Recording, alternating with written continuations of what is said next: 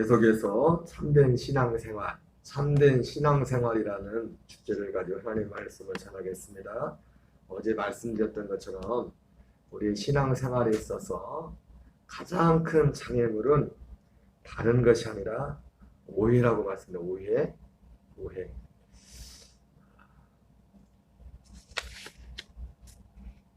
모든 우리 신앙생활의 장애물, 모든 비극은 오해로부터 출발이 됩니다. 우리가 어떤 드라마나 영화를 보더라도 특별히 우리 그 로미오와 줄리엣이라는 그런 영화도 보면은 그 마지막에 비극으로 끝나게 됐던 이유가 뭐죠? 오해였습니다. 오해. 서로 어떤 사실 정황에 대해서 잘못된 인식을 했을 때 스스로 목숨을 끊고 그렇게 생을 마감하는 그런 비극적인 그런 결말을 우리가 보게 됩니다. 우리 신앙생활에서도 마찬가지입니다. 어제 말씀드렸지만은 유대인들이 정말 그들에게 열심은 바울이 자기 동족 유대인들에게 편지를 쓰면서 그들을 향해서 그들이 구원을 얻기 위해서 그들의 구원을 위해서 바울이 그렇게 몸부림을 쳤었는데 그 자기 동족 유대인들의 가장 큰 장점이면서 단점이 뭐냐면 열심이 있었지만 올바른 지식을 따른 것이 아니었다. 그래서 그들이 구원에 이르지 못하였다. 사도 바울이 그 유대인들에게 향한 그 마음을 로마서 10장에서 말씀을 드렸습니다. 바로 올바른 지식을 따르지 않는다는 것이 바로 오해에서 기인한 오해에서 잘 알지 못해서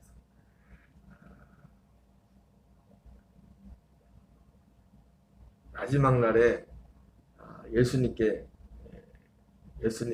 심판의 자리에 섰을 때 그 많은 사람들이 자기들이 주님의 이름으로 이런 일 했습니다. 그럼에도 불구하고 예수님이 모른다고 했을 때 그 또한 큰 비극이죠. 그 비극의 가장 큰 원인도 바로 그 사람들이 주님에 대해서 오해했다는 거죠. 우리의 인생의 모든 이 땅에서의 비극도 그렇고 이 땅 위에서도 비극도 그렇고 우리 박성현 교수님 간증을 듣기도 했지만은 우리 인생의 비극도 무엇입니까? 하나님을 믿는다고 하면서도 오해 때문에 달란트 비유에서 한 달란트 받았던 그 사람의 비극이 뭐였어요? 한 달란트나 두 달란트나 다섯 달란트나 사실은 다 똑같은 거랬죠. 하나님 볼 때는 다 작은 겁니다. 지극히 작은 거예요. 사람 눈에 볼 때는 어떤 게 한 달란트, 어떤 사람 두 달란트, 다섯 달란트처럼 보일 수 있지만은 그러나 하나님 편에서 볼 때는 한 달란트나 두 달란트나 다섯 달란트나 똑같아. 근데 한 달란트 받은 사람은 오해를 했죠. 오해를. 나중에 그걸 땅에다 묻었다고. 왜 땅에다 묻어놨어요? 하나님에 대해서 오해한 겁니다. 하나님에 대해서 오해한 사람을 향해서 주인을 뭐라 했어요? 이 악하고 게으른 자. 악하고 게으른 자. 그 한 달란트 받은 사람은 결국 그 받은 한 달란트까지도 뺏겨서 이걸까지 뺏어서 나머지 다섯 달란트, 두 달란트, 다섯 달란트 받은 사람한테 그 사람들한테 주라고 하잖아요. 슬피 쫓겨나서 이를 갈림이 있을 것이다. 이 모든 것들이 성경에 일어나는 이 땅에서 일어나는 우리의 인생으로서의 비극도 그렇고 우리가 맞이하게 될 영적인 신앙적인 영역에서 또 이 땅을 끝나고 우리 영으로 맞이하게 될 그 모든 운명의 그 비극의 원천은 뭐냐면 바로 오해로부터 시작돼요. 오해.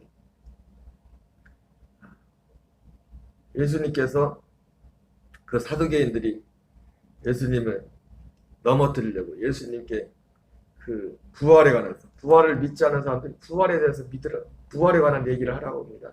예수님 어떤 형제에게 어떤 여인에게 남편이 있었는데 남편이 죽어가지고 다시 그 형제 그 계대제도를 따라서 형제들 7하고 결혼을 했는데 마지막 부활의 날에는 부활을 믿지도 않으면서 누가 진짜 남편이 됩니까? 이렇게 예수님께 물었더니 예수님이 뭐라고 합니까? 내가 성경도 하나님의 능력도 알지 못함으로 오해하였도다. 예. 여러분, 바로 우리가 하나님을 믿는데 신앙생활에 있어서 결국 가장 큰 장애물은 오해입니다. 오해인데 그 오해를 벗겨질 수 있는 것은 오직 하나님의 말씀뿐입니다. 그리고 하나님의 능력인 성령의 도우심밖에 없어요. 그래서 디모데후서 3장의 말씀에 내가 어려서부터 성경을 알았나니 성경은 능히 너로 하여금 그리스도 예수 안에는 믿음으로 말미암아 구원에 이르는 지혜가 있게 하느니라. 모든 성경은 하나님의 감동으로 된 것입니다. 오직 성경만이 우리로 하여금 구원에 이르는 지혜를 갖게 한다. 그리고 성령의 감동하심을 받은 성경, 그리고 그 성경을 또한 성경의 의미를 알게 하는 하나님의 능력인 성령의 도우심. 바로 하나님의 능력은 그 성령의 도우심을 말하는 거죠. 성령님을 통해서. 너희들이 성경도 하나님의 능력도 알지 못하여 크게 오해하였다. 이렇게 말했어요. 여러분, 결국 우리 신앙생활 가운데 있어서 이 장애물은 바로 성경에 대한 신앙에 대한 이 오해로부터 시작돼요. 결국 그것 때문에 여러분 참된 신앙생활은 결국 하고자 하는 말씀이 새 언약과 관련된 말씀이지만 복음에 관한 말씀이지만은 성경도 하나님의 능력도 알지 못하기 때문에 결국은 여기로 넘어갈 수가 없는 겁니다. 이 안으로 갈 수가 없는 거예요. 그냥 자연적으로 육신적으로 우리의 처해 있는 그 방식을 벗어날 수가 없는 겁니다. 그 삶을. 어제도 읽었지만 같이 한번 읽겠습니다. 마태복음 23장 23절 화있을진저 외식하는 서기관들과 바리새인들이여 너희가 박하와 회양과 근체 11조는 들이되 율법에 더 중한 바 정의와 긍휼과 믿음은 버렸도다. 그러나 이것도 행하고 저것도 버리지 말아야 할지니라. 예. 전형적으로 이 마태복음 23장에 서기관과 바리새인들의 23장 전체가 무슨 얘기입니까? 바리새인과 서기관들 욕먹는 얘기예요. 예수님. 욕먹는 것도 그냥 잘하라고 그런 게 아니라 아주 막 강력하게 화있을진저. 그러니까 이 바리새인과 서기관들이 예수님께도 너희들은 화가 있다 이렇게 말했을 때 그 하나하나 모든 대목들이 왜 그래요? 다 그들의 지독한 오해, 그 오해를 벗어나질 못하는 겁니다. 그 오해. 결국은 지독한 오해. 여러분, 이 말씀도 화있을 너 외식한 서기관들과 바리새인들이여 너희가 박하와 양과 근체 11조는 들이되 율법에 더 중한 바 정의와 긍휼과 믿음은 버렸다. 왜? 오해했기 때문이죠. 오해했기 때문에. 믿음이, 이 내용이 내가 이것도 하고 저것도 버리지 말아야 할지니라 이렇게 말씀했는데 이것이 내용이 무엇인지를 알고 중요한 걸 알았다면 버리진 않았겠죠.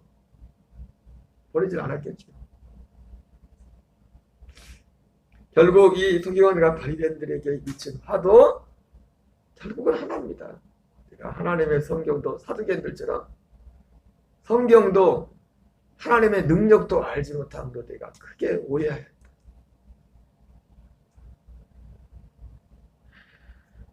여러분, 결국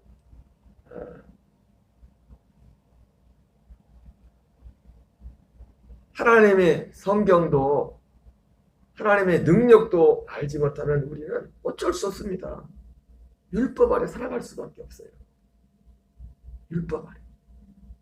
믿음이 아닌 율법 아래 살아갈 수밖에 없다. 그리고 우리가 믿음과 율법이 무엇인지를 분명히 구분했습니다. 율법, 믿음은 새 언약이죠. 믿음은 복음입니다. 새 언약이며 믿음. 여러분, 여러 번 말씀드렸지만은 구약 시대에도 신약 시대, 구약과 신약의 차이가 뭐라고 했어요? 구약은 말 그대로 새 언약이 이루어지기 전입니다. 구약 시대에도 새 언약이 있었다. 새 약속이 있었다고. 약속. 아직 이루어지지 않았지. 히브리서 11장에 나오는 모든 믿음의 사람들은 바로 그 약속을 받았고 그 약속을 바라면서 왔지만은 그러나 아직 약속이 이루어지지 않았기 때문에. 왜? 그 약속은 세례 요한의 때까지, 율법과 선지자는 세례 요한의 때까지, 그때까지는 약속만 주어졌지 약속이 아직 이루어지지 않았어요. 마치 사도 바울이 갈라디아에서 그렇게 비유하죠.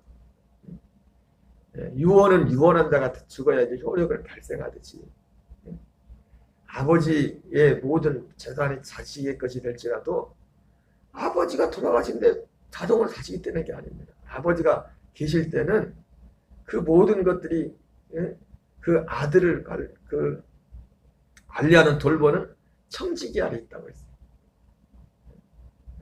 그러다가 실제 자기 것이 되는 건 언제입니까? 아버지가 돌아가시고 나서 법적으로 모든 것이 나서 그리고 나서 그것이 끝날 때 자기 것이 되는 것처럼 약속이 모든 사람들에게 주어졌지만 그 약속이 이루어지기 전에는 청지기, 사도 바울은 그거를 율법이라고 하죠. 잠시 동안 그 안에 있었다고. 바로 그게 그 때가 언제였어요? 세례 요한의 때까지였어요. 그러나 이제 지금부터는 그 세례 요한의 때 그 이후부터는 하나님 나라의 복음이 전파되었다.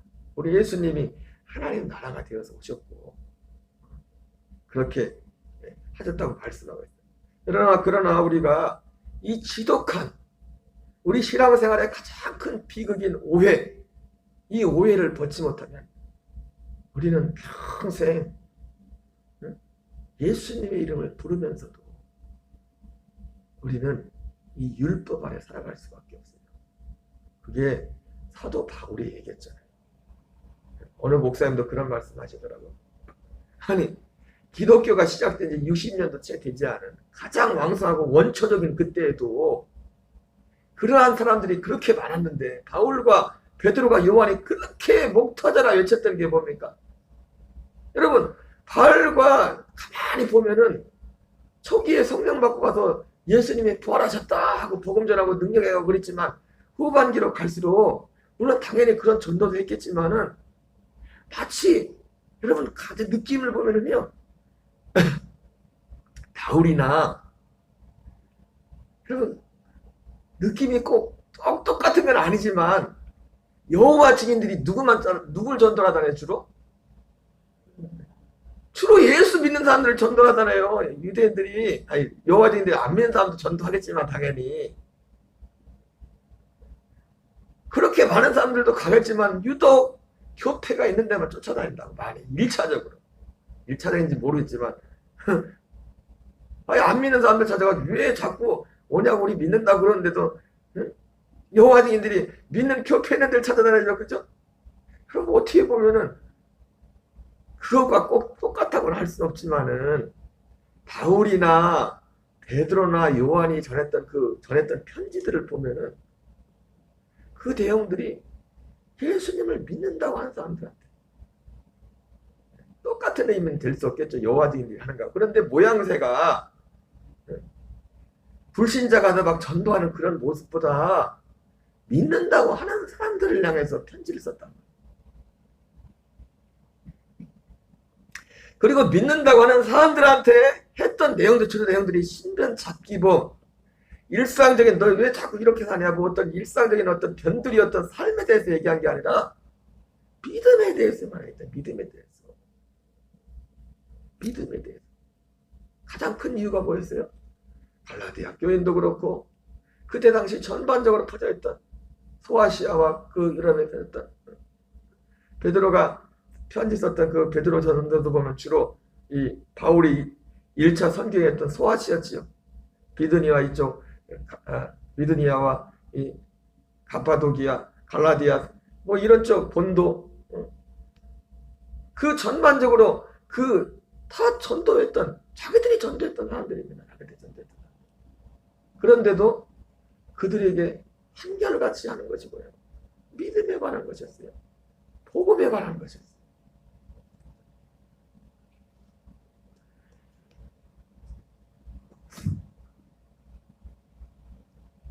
우리가 이 오해를 붙지 못하면 우리는 평생 예수 이름을 부르면서도 율법 아래 살아갈 수밖에 없고, 평생 예수 이름을 부르면서도 그리스도를 못 믿는다는 것이. 그리고 우리가 예수 그리스도를 믿는 이 땅에 태어난 목적이 무엇인지.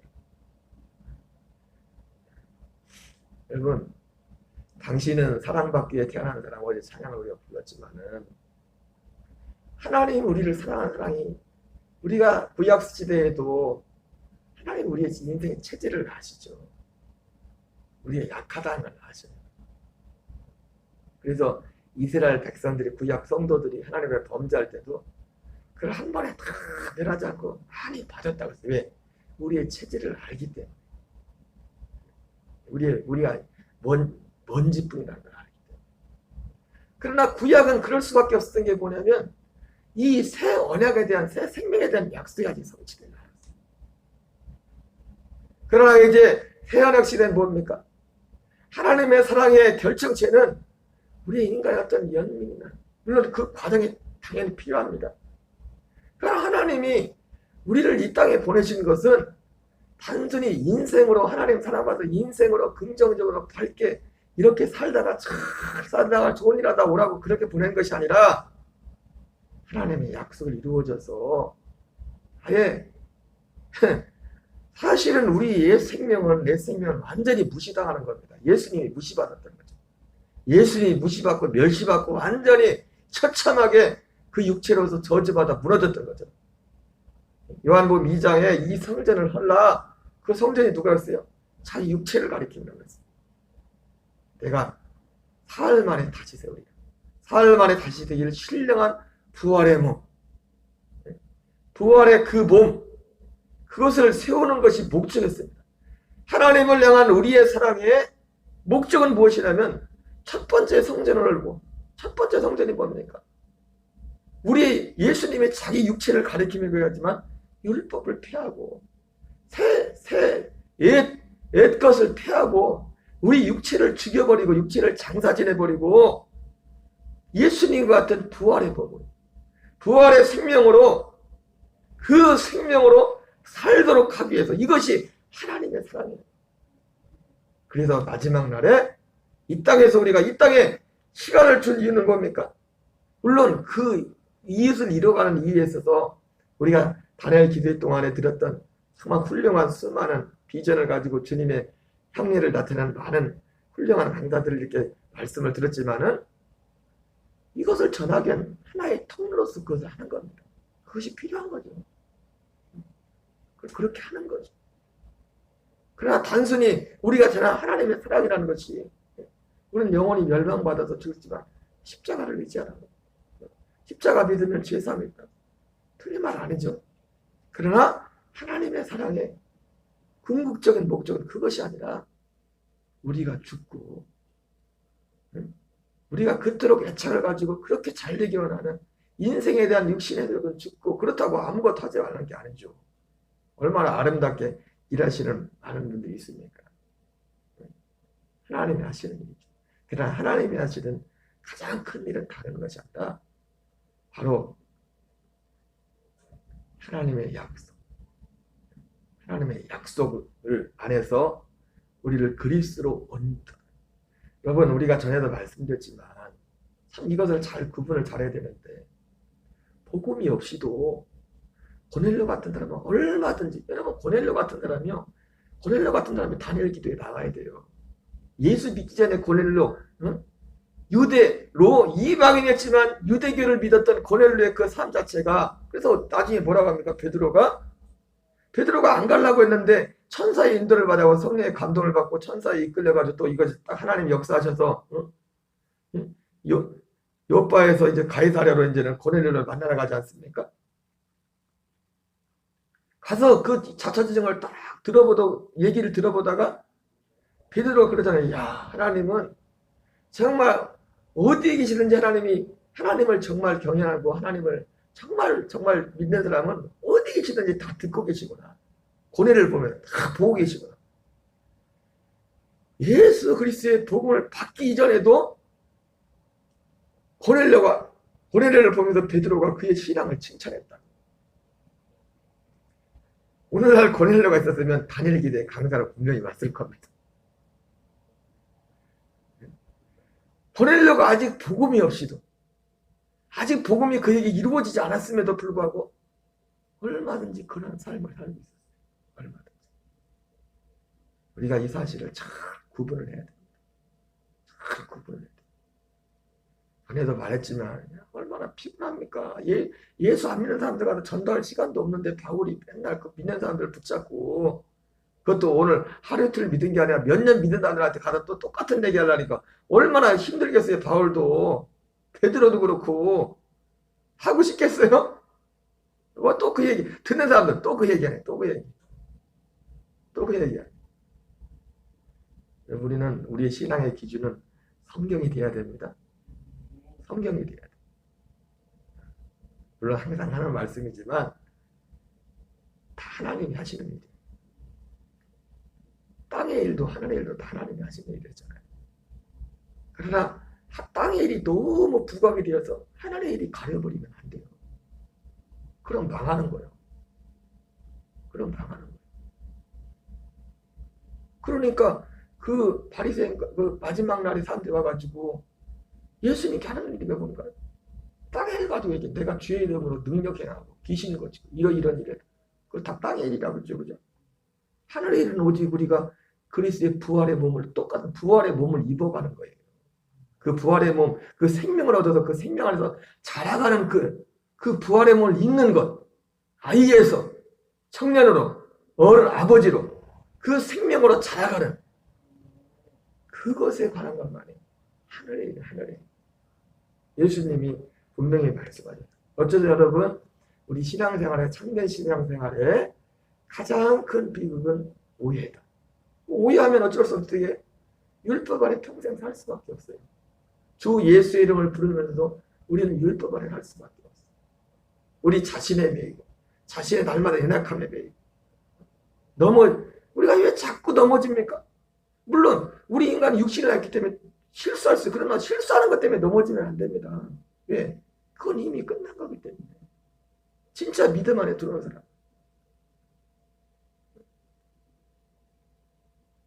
왜 자꾸 넘어지고 낙심하는 이유가 뭐예요? 율법을 붙잡기 때문에 그래요. 믿음을 붙잡는 것이 아니라. 우리는 어떤 형편에서든지 그리스도로 옷 입어야 됩니다. 여러분 결과적으로 내일부터 다시 살펴볼 텐데 이 오해에서 벗어나지 못하는 우리는 평생 의문으로 열심히 예수님을 신실하다 하시는 분들도 의문으로 율법으로 그렇게 살아갈 수밖에 없어요. 육신으로 살아갈 수밖에 없어요. 신실한 얼마든지 신실하면서도 복음과 무관하게 살 수 있습니다.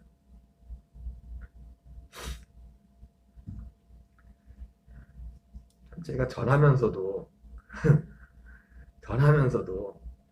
성경에 분명히 이렇게 말씀하고 있는데도